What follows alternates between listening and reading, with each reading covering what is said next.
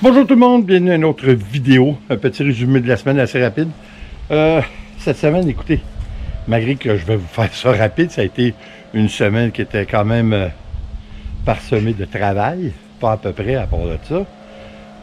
Je vous dirais que, comme vous voyez, j'ai hivernisé ma roulotte, c'est-à-dire mis de l'antigel dans les tuyaux, dans les conduits de la caravane ou de la roulotte, appelez ça comme vous voulez. En fin de compte, je crois que ça s'applique mieux une roulotte, mais ça, on peut débattre de ça longtemps. Et comme vous voyez, j'ai ouvert les robinets, j'ai laissé ça ouvert pour pas qu'il y ait de l'eau à l'intérieur. Et puis s'il y en a, il en reste un petit peu, ben au moins à ce moment-là, ça l'empêche l'eau de geler et de faire exploser les tuyaux. Parce que les tuyaux, c'est juste des petits tuyaux de plastique, alors c'est quand même pas si fort que ça. Et puis évidemment, j'en ai mis dans les lavabos, parce que vous avez la sortie de ce qu'on appelle l'eau grise. Alors, des fois, on ne sait jamais, je ne sais pas, j'ose pas ouvrir les trappes, mais si jamais il reste un peu d'eau, ben à ce moment-là, l'antigel va empêcher de geler, puis évidemment de faire exploser même les récipients ou les grosses tanks qu'il y a en dessous de la roulotte. Ça serait assez un dégât incroyable. Alors, j'ai fait ça. J'ai fait aussi, j'ai commencé à arranger le dessous. Comme vous aviez vu aux vidéos, le côté chauffeur, si on veut, j'avais fait la finition en ciment. J'ai coulé avec mon père c'est-à-dire 5 sacs de ciment. C'était assez d'ouvrage, là, c'était assez pénible aussi. Et puis là, l'autre côté, ben, étant donné qu'on va replacer la roulotte parce qu'il faut la mettre un peu plus près du bois pour nous laisser plus de place dans l'entrée pour faciliter aussi la tâche au déneigeur, je suis obligé de mettre le terrain un peu plus de niveau pour recevoir la roulotte lorsqu'on va la tasser un petit peu plus vers le bois. Et puis ça, ben, ça implique qu'il faut que je travaille en dessous. C'est vraiment pas jojo, là. C'est un peu ça que ça donne. Là, j'ai mis un carton, là, mais en gros,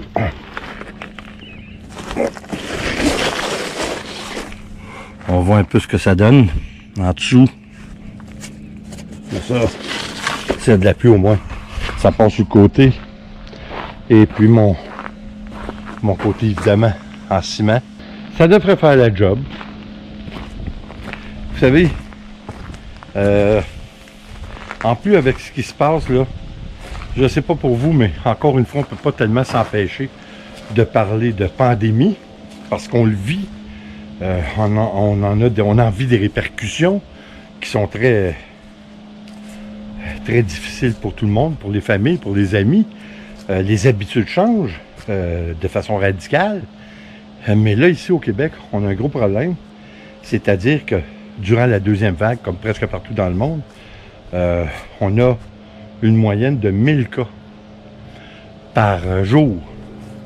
Le système de la santé est sur le point de craquer. Et puis ça, s'il craque, ça implique beaucoup de choses. Ça implique des retards. C'était déjà en retard. Notre système, avant même la pandémie, était déjà engorgé. Alors imaginez-vous le problème. Alors les gens qui étaient supposés de se faire opérer pour des cancers ou quoi que ce soit, que c'était sur des listes d'attente de 6 mois à 1 an, mais là, imaginez-vous que ça va tout être repoussé. Puis là, on ne parle pas des métiers dans le service médical, dont les infirmiers, les infirmières, ainsi que les médecins, qui sont surtaxés, spécialement les infirmières qui font des chiffres de 16 heures. Ils n'en peuvent plus. Elles n'en peuvent vraiment plus. D'ailleurs, elles sont en train de négocier en ce moment avec le gouvernement pour assouplir un peu leur charge de travail, parce que ça n'a aucun sens. Et puis si ce système craque, mais c'est ça que ça implique. Ça implique pas seulement que des retards pour beaucoup de choses, ça implique aussi que il y a beaucoup d'infirmières qui vont prendre ce qu'on dit ici, leur clic puis le claque, puis ils vont sacrer le camp. Hein, ils vont s'en aller tout simplement. Il y a des limites à tout à un moment donné de s'imposer une vie comme ça. C'est pas une vie, là. Hein? D'un, ils travaillent dans un environnement qui est très, très délicat, qui est très dangereux. Elles sont exposées évidemment plus que n'importe quelle autre personne de la société a des virus. Alors, c'est problématique, hein? C'est pas...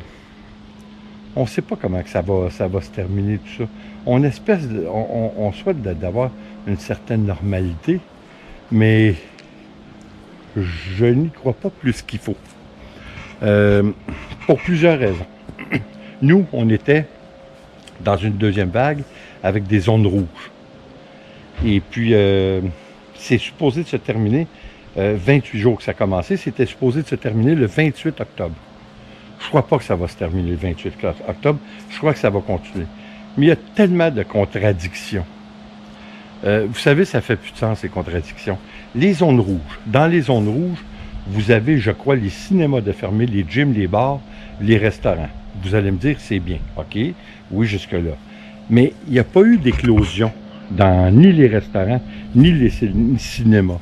Et après la première vague, les restaurateurs se sont vraiment appliqués pour rendre leur commerce selon les directives des gouvernements, c'est-à-dire mettre des plexiglas, opérer leur restaurant à 50%, ce qu'ils ont fait.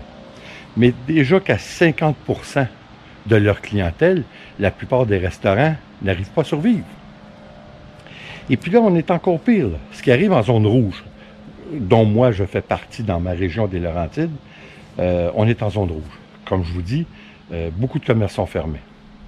Par contre, la fin de semaine, le samedi, le dimanche, vous avez des bouchons monstres de voitures sur l'autoroute direction nord. Parce que les gens sortent justement des zones rouges, parce qu'il y a une suggestion de ne pas sortir des zones qui sont considérées rouges. Mais pensez-vous que le monde écoute? Le monde a besoin de changer d'idée. Alors, qu'est-ce qui arrive? C'est que les gens sortent des zones rouges et puis s'en vont à l'extérieur. Alors, les petits commerçants qui sont en train de mourir à petit feu dans les zones rouges, eux vont mourir, tandis que les restaurateurs qui sont dans la zone extérieure, comme tout près d'ici à Saint-Sauveur, pour prendre un exemple, eux, évidemment, vont survivre. Mais eux, ils commencent à avoir des cas de COVID. Mais on dirait que c'est laissé, que c'est pas tellement parlé, parce que cette région, principalement Saint-Sauveur, comme Mont-Tremblant, vit principalement du tourisme. Alors, si vous enlevez le tourisme, même s'il ne serait pas en zone rouge, il ne survivrait pas. Alors, écoutez, il y a un restaurateur qui avait parlé qu'en temps normal, il faisait ses frais et un petit peu d'argent 3 jours par semaine. En temps normal. Alors, imaginez-vous en temps de pandémie. Quoi penser? Je comprends qu'il y aura toujours des contradictions dans ce que le gouvernement veut faire, puis c'est à peu près normal, parce que dans le fond, la seule solution logique, si on admet qu'il y a un gros problème dû avec le virus, un problème de pandémie, ça serait de tout fermer à 100%.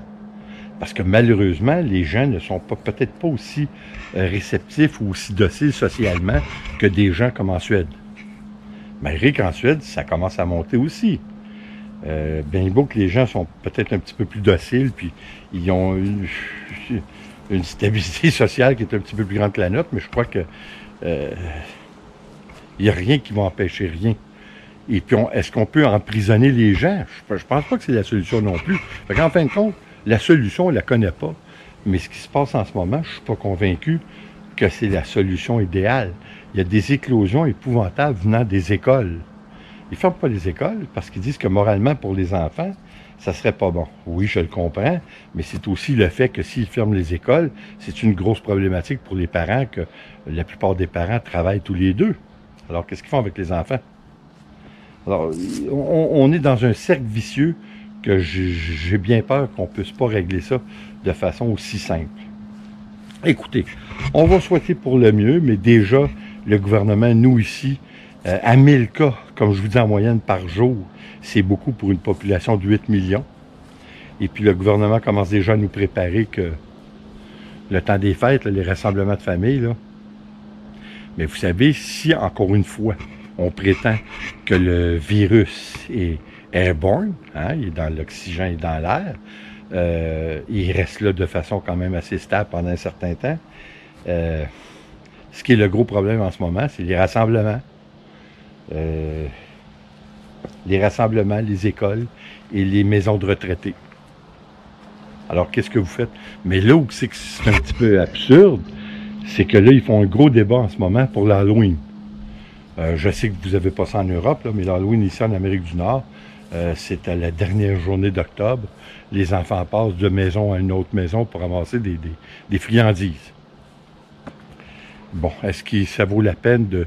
Vous savez, c'est ça, là. Si vous vous dites que le problème est à ce point drastique et dangereux, est-ce que c'est logique de laisser les enfants courir d'une maison à l'autre et prendre des bonbons, là? Ils disent de les prendre dans un sac, mais les bonbons... Écoutez, comme je vous dis, j'ai pas de réponse, mais tout ce que j'ai, c'est beaucoup de questionnements. Et puis beaucoup Comme j'ai déjà dit, je veux bien vivre sous l'espoir, là, mais on reste avec des questionnements puis des craintes. Des craintes parce que je crois qu'il n'y a rien de parfait, puis on s'en aperçoit. Ça semble se dégrader plutôt que s'améliorer. On va souhaiter pour le mieux, hein? Alors écoutez, là-dessus, je vous reviens la semaine prochaine. On va parler de notre petite semaine. En attendant, je vous souhaite de passer une belle fin de semaine ainsi qu'une belle semaine. On va souhaiter que les choses se placent, si vous voulez faire. Hein? On va dire comme on dit ici, quand même qu'on se taperait la tête ses murs, ça ne changera rien. Alors, on peut aussi bien souhaiter pour le mieux, puis se croiser les doigts, puis y aller avec un minimum ou un maximum de précautions. Là-dessus, merci d'être là. Et comme toujours, s'il vous plaît, abonnez-vous, laissez un commentaire et partagez. C'est toujours...